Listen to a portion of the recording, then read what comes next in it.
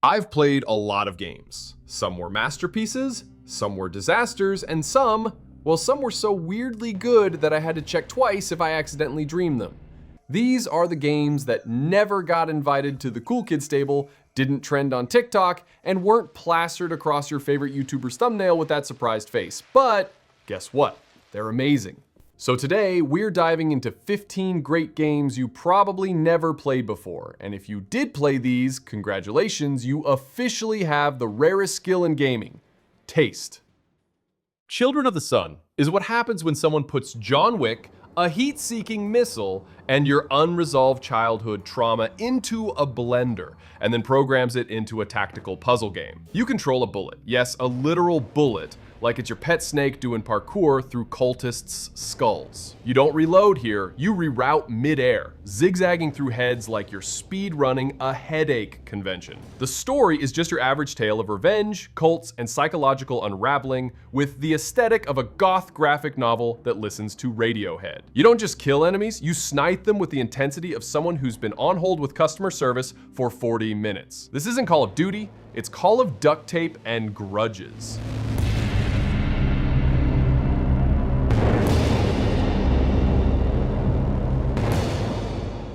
Neva is like if Studio Ghibli and a vegan art student teamed up to emotionally sabotage you with a game. You play a girl with a magical deer-wolf hybrid that's cuter than anything legally allowed, and together you embark on an adventure where Mother Nature slaps you across the face repeatedly while whispering, "Appreciate me, you ungrateful mammal." The art style looks like someone painted your feelings. I haven't cried yet, but my tear ducts are preheating. It's less of a game and more of a therapy session disguised as an indie gem. Get ready to bond with a mystical creature and immediately regret getting emotionally attached, because nature giveth and nature taketh with great vengeance.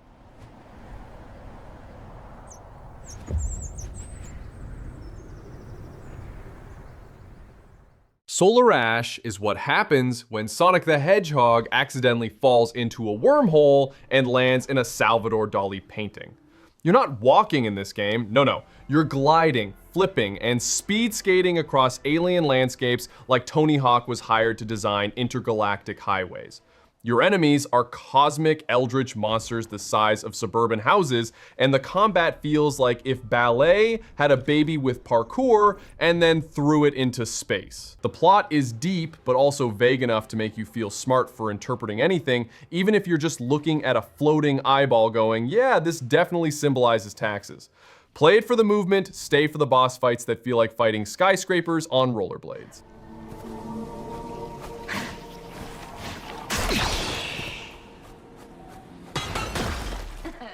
Imagine being a future cop in an anime where every time you punch someone, a glowing space demon does an uppercut in sync with you. That's Astral Chain. You're basically playing as two people at once. You and your cosmic pet on a leash that's more powerful than your entire personality. You chain up enemies like you're in a weird futuristic dog show. Dodge roll through explosions like it's a Tuesday, and interrogate NPCs who look like they walked off a neon-lit subway rave. Combat is like trying to pat your head and rub your belly, but with lasers and justice. 1 minute you're scanning crime scenes, the next you're launching uppercuts so dramatic they need their own anime intro. The whole game screams cool in fluent robot Japanese English hybrid.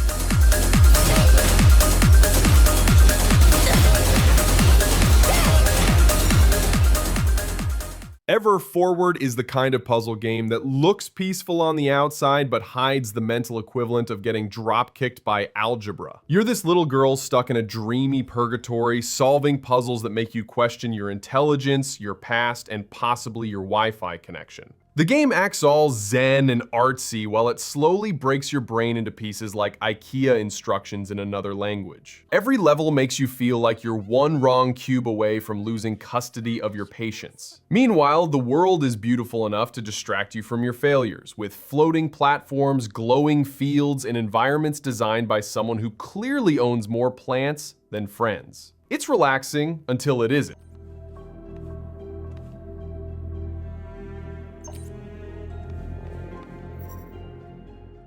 Sable is an open world game where nothing tries to kill you, and that alone makes it more peaceful than my group chats. You play as a girl in a helmet that looks like a cross between a Jawa and a bike courier on a coming-of-age journey powered entirely by awkward gliding and mild existential discomfort.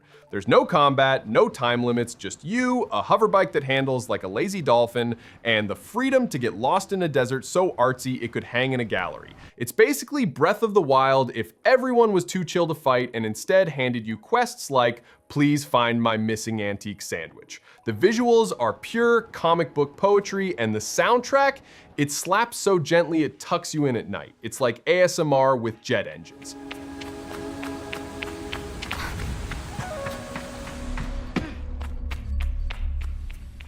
In Soulstorm, you play as Abe, a mouth-zipped alien janitor turned messiah with the body of a wet sock and the voice of a dying harmonica.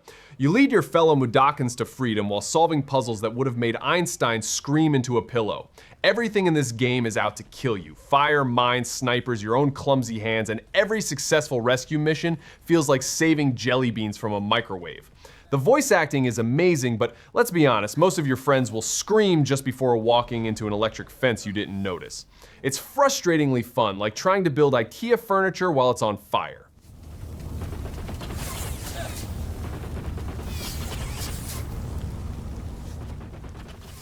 Roki is the game equivalent of a fairy tale bedtime story, if that story involved trolls, ancient curses, and crying in your pajamas at 2 a.m. You play as a brave little sister, trudging through Scandinavian folklore, trying to rescue her brother, who got snatched by something big, shadowy, and very much not on the guest list. It's adorable, until it isn't. The puzzles are clever, the art is cozy, and the entire atmosphere is like someone took a Pixar movie, dipped it in frost, and added just enough sadness to make your cat worry about you. Every magical creature you meet is either deeply misunderstood or in desperate need of therapy, and you're the only child available for this unpaid internship of emotional labor. Still, it's beautiful and wholesome, but mostly cold.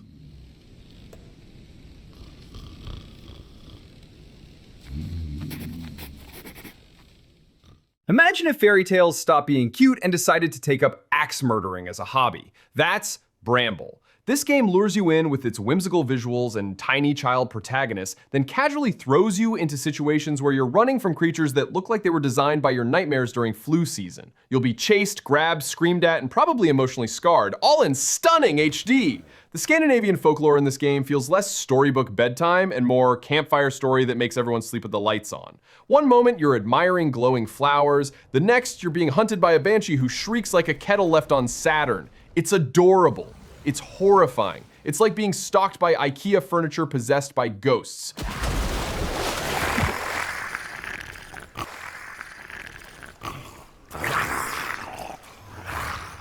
In Echo, the only enemy is you.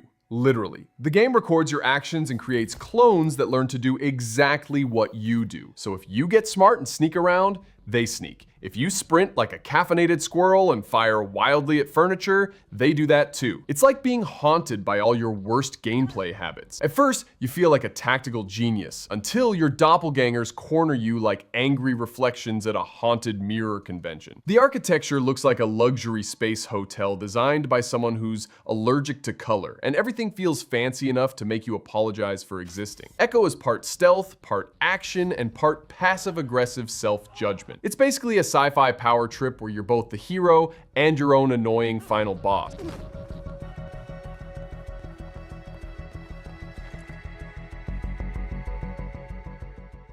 Ironically, Remember Me is a game no one actually remembers, which is fitting because the whole thing is about memory manipulation. You play as Nilin, a memory hacking super acrobat who can remix people's minds like a DJ at a techno therapy session. The combat is like playing DDR on someone's face, complete with customizable combos that make you feel powerful until you get hit and ragdoll like a folding chair in a hurricane. The environments are cyberpunk Paris, because regular Paris just wasn't dramatic enough. And every mission has you thinking, am I fixing this person or turning them into a permanent spaghetti brain?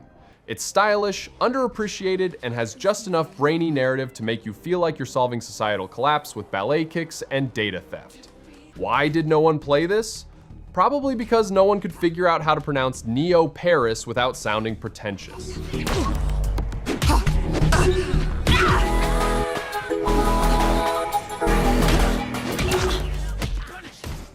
Atlas Fallen is what happens when someone hands you a giant pair of magical gauntlets and says, go punch a sandstorm into orbit. This game is basically Mad Max meets Final Fantasy. In other words, a glorious mess of sand surfing, monster smashing, and gear upgrades that somehow all work together despite feeling like they were designed by different caffeinated interns. The combat has the subtlety of a flying SUV and the elegance of a sword fight in a bouncy castle. You're collecting essence, dodging sand krakens, and air juggling enemies like you're auditioning for a Cirque du Soleil meets WWE crossover. The story? Something gods, rebellion, freedom, but honestly, you're here to suplex sand demons, not attend lore lectures. It's loud, it's chaotic, and it's one misplaced explosion away from being the best game Michael Bay never directed.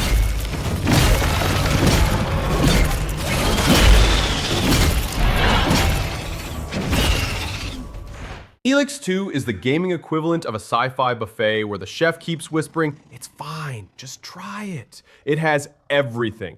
Aliens, jetpacks, mutants, brooding NPCs, more factions than a conspiracy theorist's notebook, and dialogue so stiff it could star in a detergent commercial. The game throws you into a post-apocalyptic world and says, "Figure it out, champ," then slaps a sword in your hand and watches you get mauled by a chicken with attitude. The jetpack is the star because who needs combat balance when you can hover above enemies like a confused mosquito? It's buggy, it's weird, it occasionally forgets what genre it's in, and somehow it's still endearing. Elex 2 is the lovable stray dog of RPGs. Messy, loud, probably has fleas, but you'll weirdly grow attached.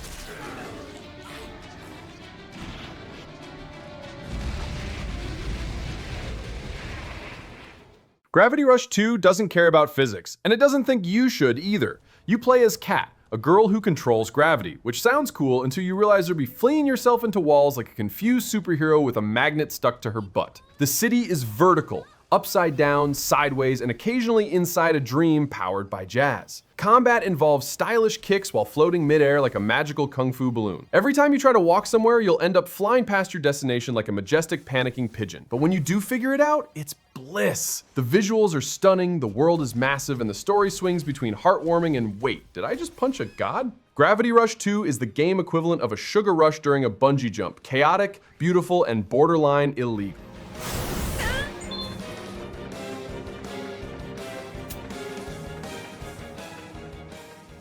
Mortal Shell is the goth cousin of Dark Souls who writes poetry about decay and drinks espresso out of a skull. You don't make your own character. Instead, you possess fallen warriors' corpses like it's a haunted Airbnb experience.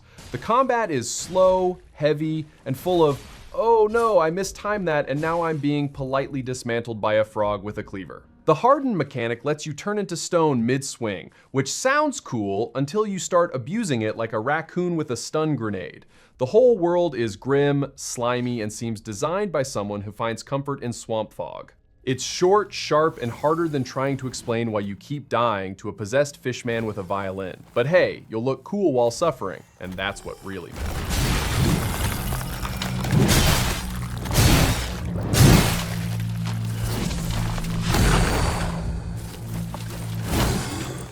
And there you go. 15 absolutely brilliant, criminally underplayed games that deserve better than sitting untouched in a Steam backlog next to your workout resolutions. If you've played any of these, congrats. You officially have taste more refined than a truffle-sniffing cat.